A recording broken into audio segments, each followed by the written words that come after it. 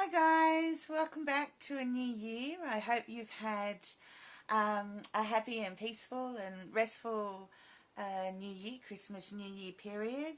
Whether you celebrate Christmas or not, I hope you've, over the past few weeks, been able to spend some time with your family and enjoy what the end of the year and start of the new year brings. Here in Australia, it's a little bit more of a holiday for us because it's our start of our summer holidays as well. So kids are on school break for 6 weeks, and it really is a time to sit back and reflect and spend time with family. So I hope you've all had the opportunity to do that.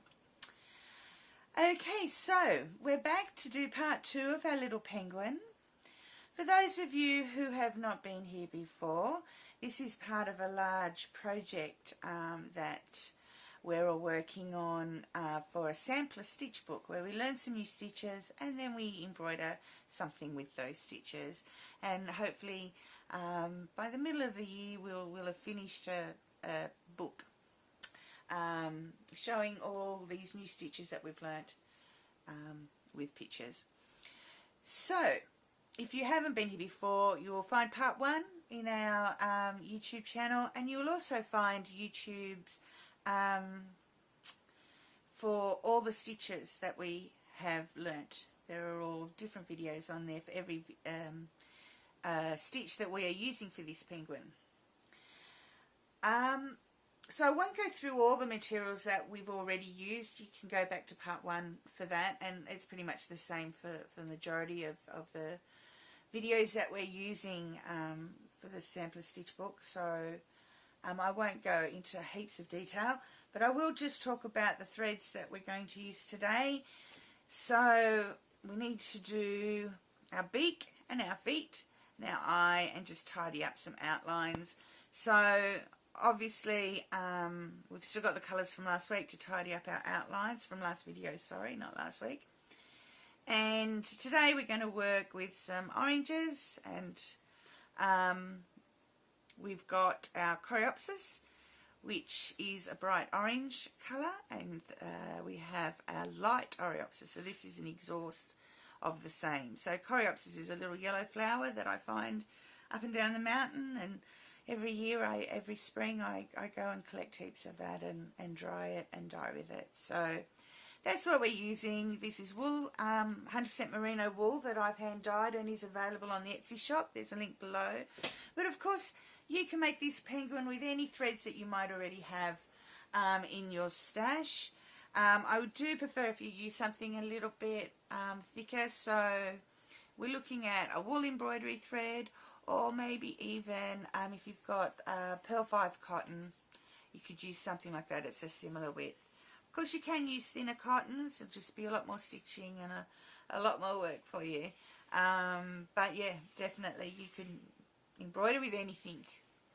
There is also a video on the YouTube in regards to talking about different threads and how they're used and what they're used for. So if you're not sure about what I'm talking about in regards to pearl cottons and wool embroidery threads and that sort of thing, go check that out. Alright, I shall be back in a minute for us to get started on finishing off this penguin. Okay, so we're going to start with the beak, and I've gone with the bright orange, the full coreopsis coloured thread. Got my needle. Now my needle's a bit thicker. This is a wool needle, more used for crochet stuff and things, but I've gone with a bit thicker so that you can see it, but you don't need to do as thick a needle as that. This will cause a bit bigger holes than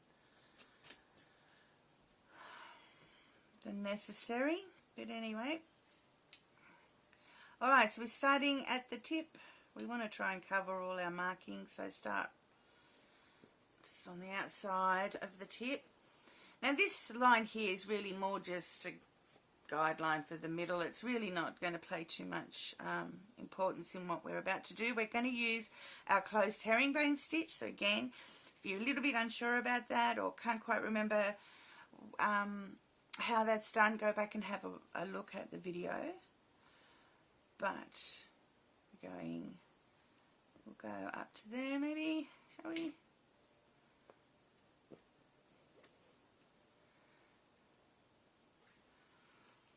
we're going to come right back next to where we started. This is where it helps to have a little bit thicker thread for stitches like this. Okay, and we're going to go that way. So that's our herringbone stitch, so we 2 stitches, so we go back again to sit right next to where we started. I might just go slightly under that black line so I know it's completely covered. And we come up right next to that first stitch. Hope you can see that. My hands aren't too much in your way.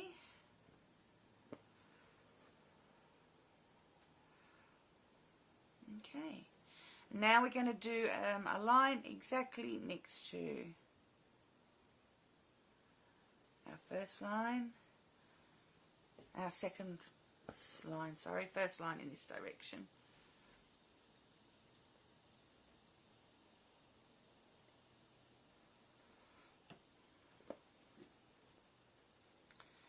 It's going to sort of sit a little bit funny as we get around this curve because this is a very slow curving curve. It's quite a large angle on it. So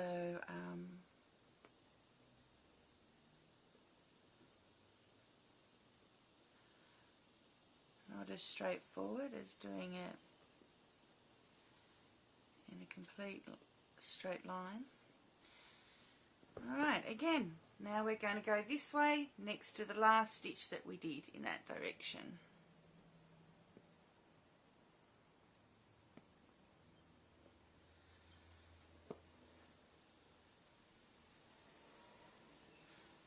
Okay, now we're going that way, and again next to the last stitch we did in that direction.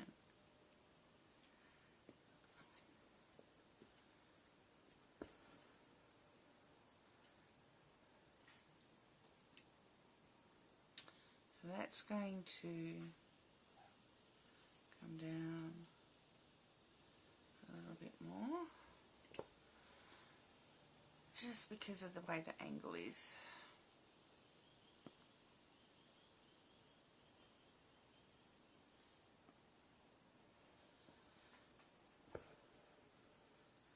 And we're just going to keep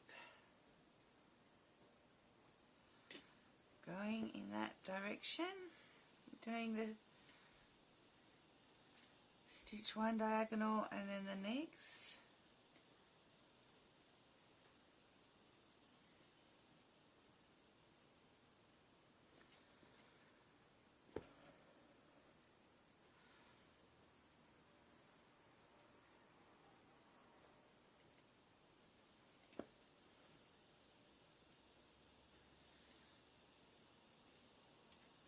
And don't forget, this bit down here, if they're sort of a little bit over the top of each other and that, you're actually not going to see the bottom half of the stitch because it gets covered up by the top half of the opposite stitch.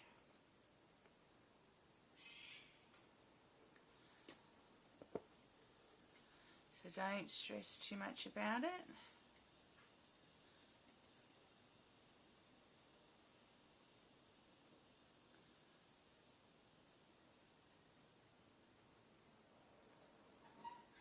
Tell where from this angle, sorry, from this angle things look a little bit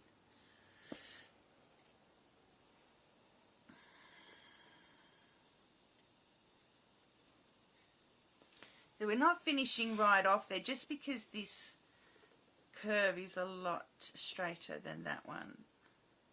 So I'm adding a little bit to it every time so it doesn't wholly sit over the top. And again, any gaps in the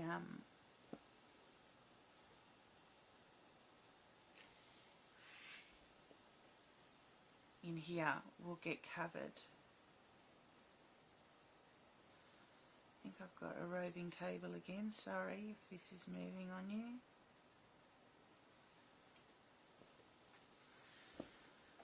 So we just keep going.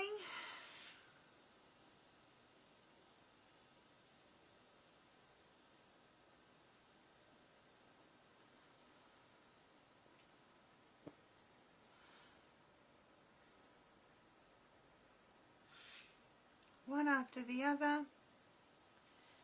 And as you can see, we're getting, I don't know if you can quite see just yet, but we're starting to get that halfway line where the two diagonals cross over each other, and that'll sort of follow this stitch, this line here. Maybe not exactly, but that sort of, that line will just, that divide in the beak will automatically happen all on its own. You won't have to do anything. The stitch will do it for you. Okay, so I'll finish that off and come back with our next bit. Okay, so I've finished the beak. So you just keep continuing down here, and then the end of your stitches, you keep continuing here. So you'll just follow it along, and this is what you end up with. Now, this is just a little trick, and I don't know if you'll be able to tell any difference via a video, but one thing you can do with your embroidery, when you finish, see how this is just sitting a little bit, not quite so neat and flat. So what you can do to just sort of flatten things and make things look more together is you get the back of your fingernail and you just rub along it.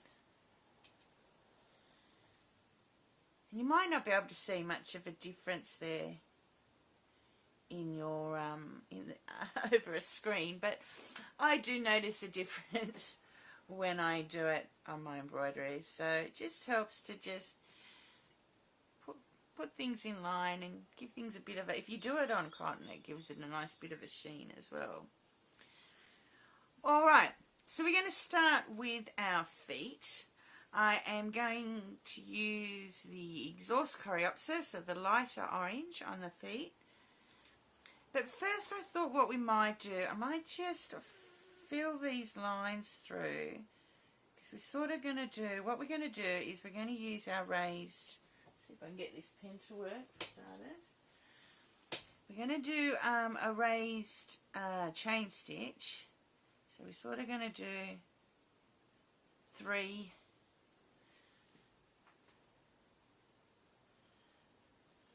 chains.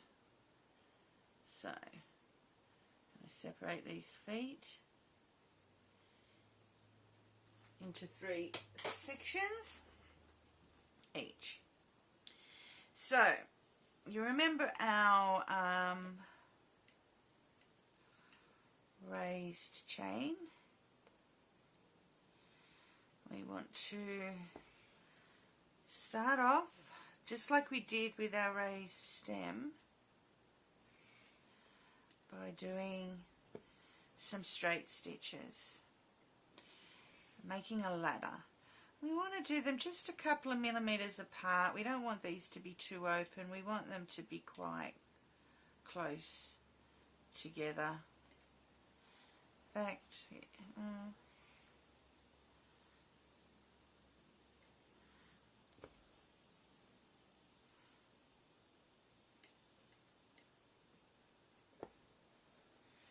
and seeing as we're not working in a straight rectangle here, we can sort of move our ladder stitches around, our straight stitches around, to sort of fill and curve with the space as we go along. Oops, sorry, got some fraying on my... So here I've left a little bit of a gap, bigger gap than I have on this side, because I want this to sort of straighten out a little bit. You want it to look, you know, this is a penguin, not a Lego block penguin. So we want it to sort of look a little bit more organic and go in the direction of how the foot would go. So you can sort of see here, these are just a little bit more together than on this side, and we've sort of gone from that to that. with our direction of our ladder, and now we can just follow that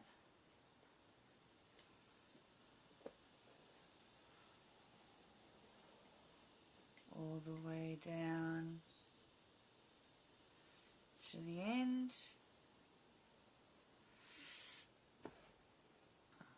as best we can. And remember, nothing has to be perfect. They're not exactly perfectly spaced, or this is practicing, this is learning, this is hand embroidery, not a machine embroidered perfect thing.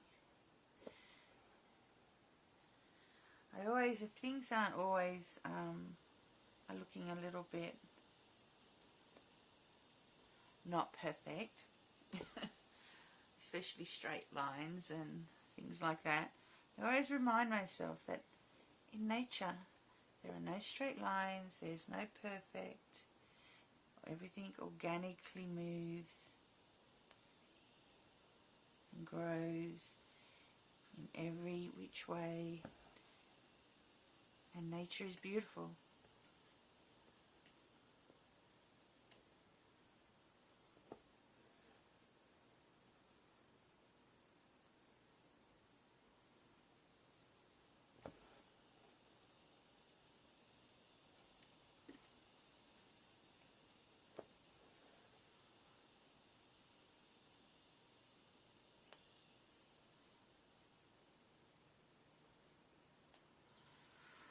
Alright, sorry gone quiet there for a few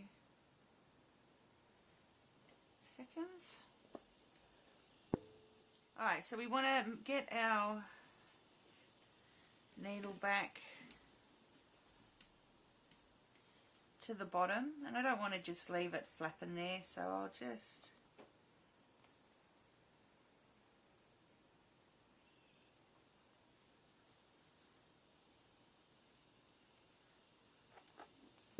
whip it through those so it stays secure. I hope you could see all that, it wasn't just one big blurry mess.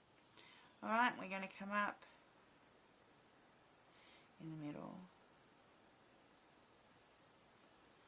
to start the chain part of it.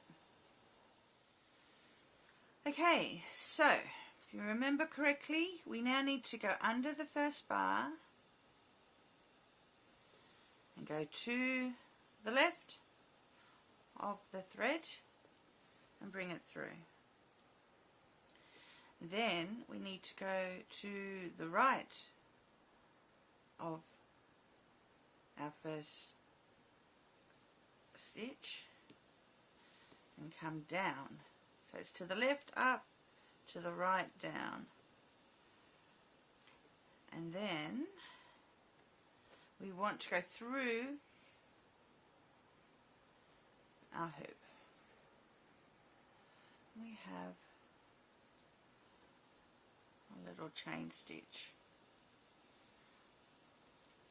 Now actually these might be a little bit close together so I'm going to, in this instance, normally we would go to the next one, but I'm actually going to go miss one of our ladders and go to the next one as we're going round. Sorry, I've got a wandering table again. As we're going to go down this bit that's a bit scrunched together. And that'll give that enough space to sit comfortably. I didn't want to put these bars too far apart because I didn't want big white spaces on the outside. So it just means that instead of doing every bar, we can do the second bar. So again, up to the left, then we go down to the right, through the hoop,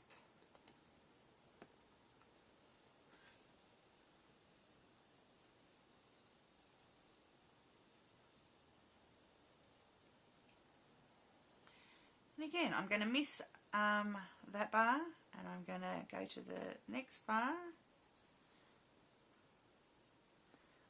to the left,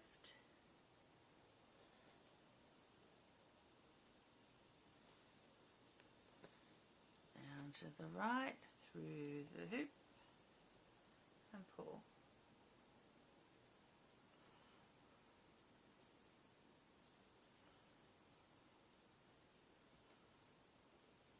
Up to the left,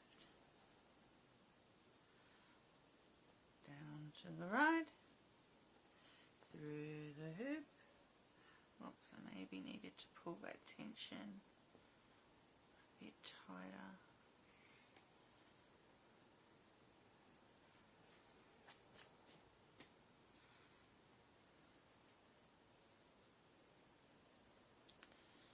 Maybe did these few little bars a little bit too far apart here, but anyway.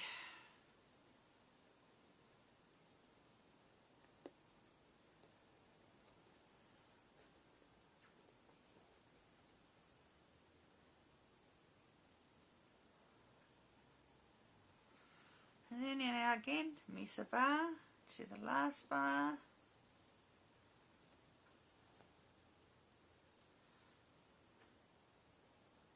So and there's, you can notice, I should point this out, notice my last bar wasn't right at the end because I'm leaving some space because we are only doing every second.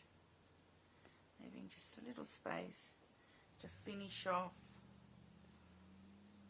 Just to pull that bar a bit tighter.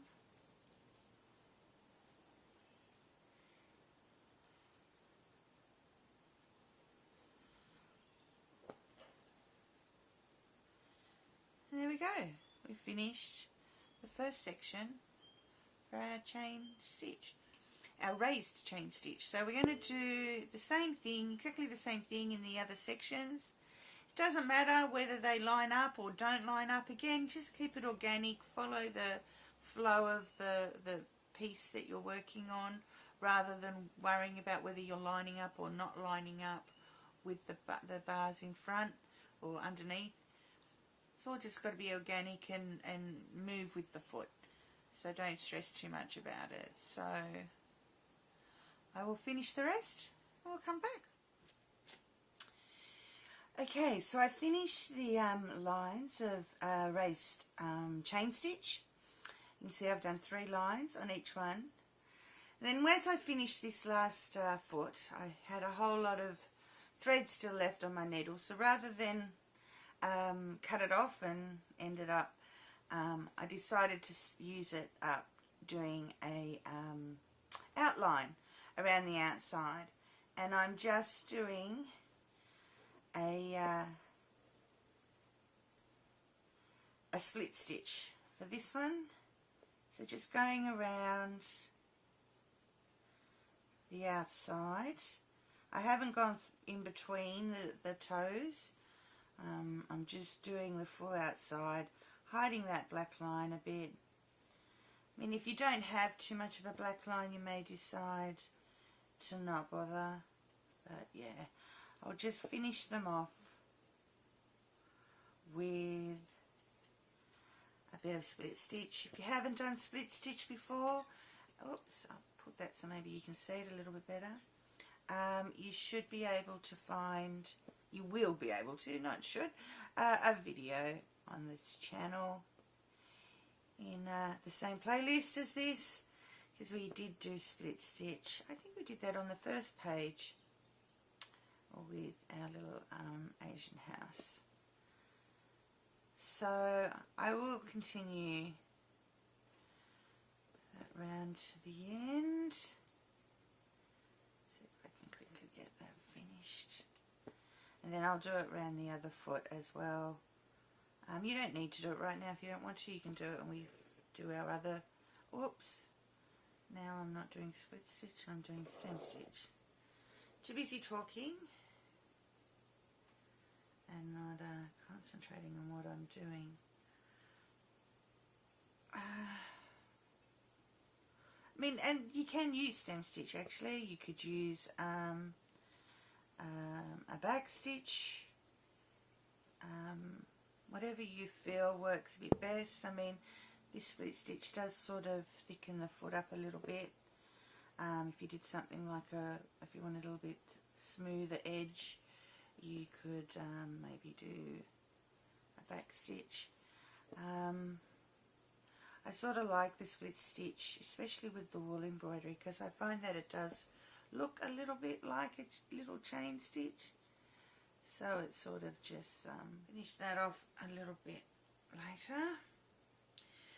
So the next thing we're going to do are these little bits in here, and I've got my bright orange coreopsis again. And I just thought we would do these, this is sort of their legs, so it sort of sits back from their feet. So I don't want anything too raised, I want it to sort of sit back in the background. So, I mean, maybe I should have done it before I did the feet. Anyway, so I'm just going to do a satin stitch. And I'm going to make sure I try and cover all my markings this time. Again, if you haven't done satin stitch, there is a video on the channel for you to go back and practice and look at, but you know, it is pretty easy. One of the more fundamental stitches. No matter what sort of type of embroidery you do. Satin stitch seems to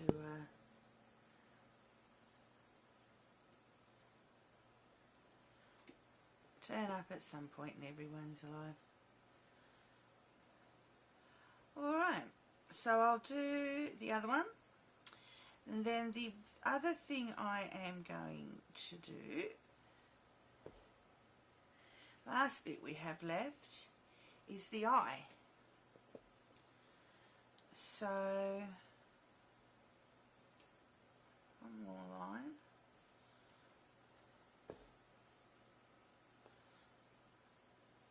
And again, I will finish that off in a minute and do the other one. So the next thing I'm going to do is the last bit to do, except for the finishing off, is the eye. So for the eye, I'm going to use coffee. I've got a coffee here. You can use any sort of brown, black. If you wanted to, you could use the dark purpley lac that we've already done, or you could give your penguin a blue eye, or whatever colour you've got. This is just one I happen to have sitting on my desk for another reason. So, and I'm going to do just some French knots, I think, for this one. And again, I think this is the third time in this video. If you don't know how to do a French knot, you will find a YouTube video under this very channel. So I'm doing 2 twists around the needle. I want it to sit up a little bit but not be too big. I don't want to be goggly. So I'm just going to fill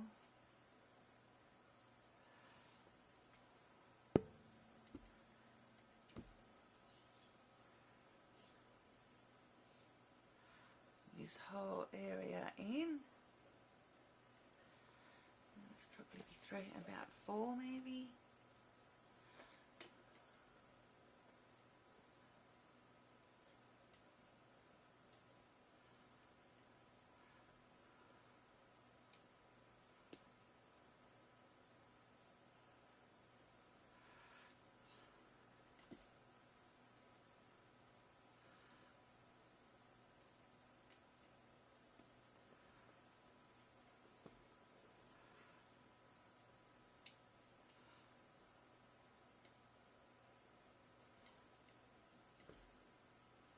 Sorry, I've gone quiet, concentrating on my little French knots. Now that's sticking up a little bit there, but that's alright because I'm going to just do a little glint in the eye. Just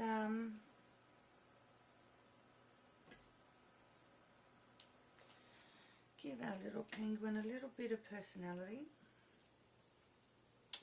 And I'll do it over that little bit that's sticking out. So I've got some white natural thread in my hand. And I'm going to do a French knot, but I'm just going to do a little one twist around the needle knot over the top.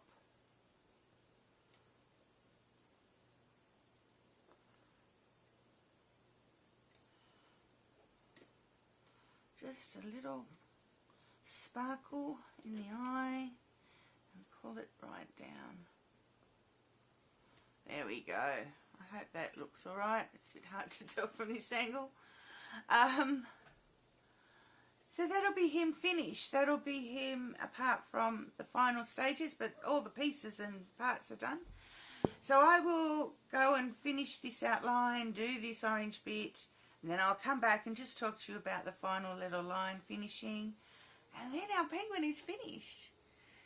Be back soon. Okay, so finished all those little bits that we were just talking about.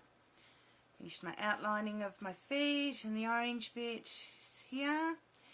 So I think really the last thing to do is just to clean up this edge around the white a little bit.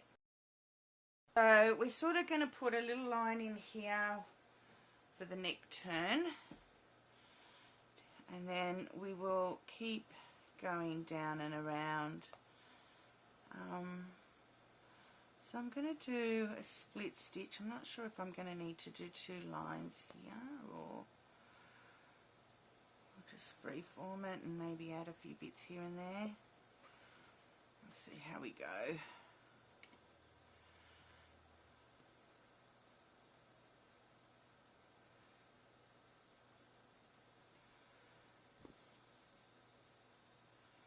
Alright, so again, split stitching here.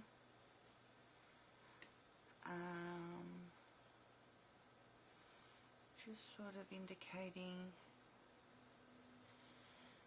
I mean, the penguin doesn't really have a neck, but they do have obviously a little area under the head that can turn, so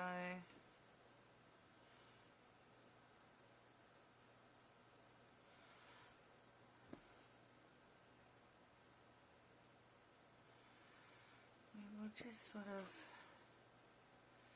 fill that in. I'm happy enough with that. Alright.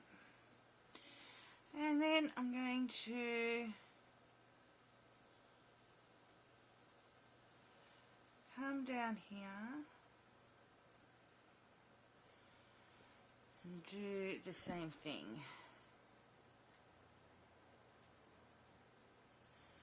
So basically I'm going to split stitch down to here. I'm not going to bother continuing along there. I think that line, the way the raised stem stitch sits, you might not be able to tell on the video, but the way the raised stem stitch sits over the top of this stitch gives it a very good definition. So, and then I'll come down here and across here. So all in a split stitch. I'm using split stitch because, and I really would recommend split stitch for this one, because when we did our long and short stitch here, we actually were splitting the stitch in front of it, so above it. So if you remember, so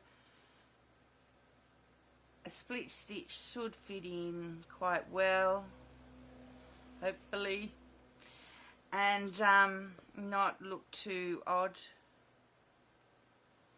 next to it.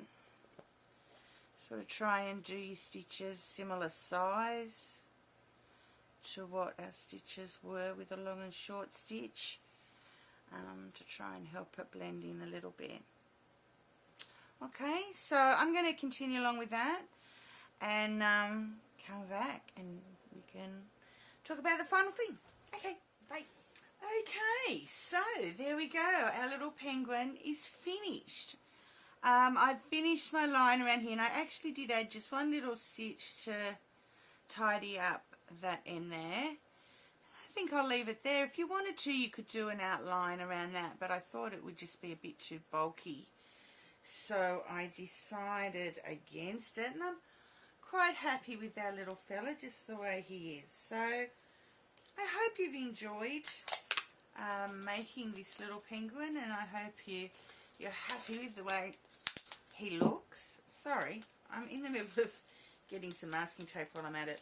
So again, I'm going to do that little trick I showed you at the end of part 1. Because we've been working on wool, on white cotton, it can all get a bit fluffy and dirty and messy, so a bit of masking tape around just to clean it up a bit. Again, we can use our fingernail and just give everything a bit of a rub.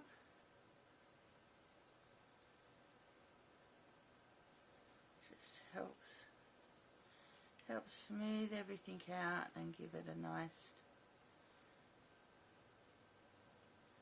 combined edge.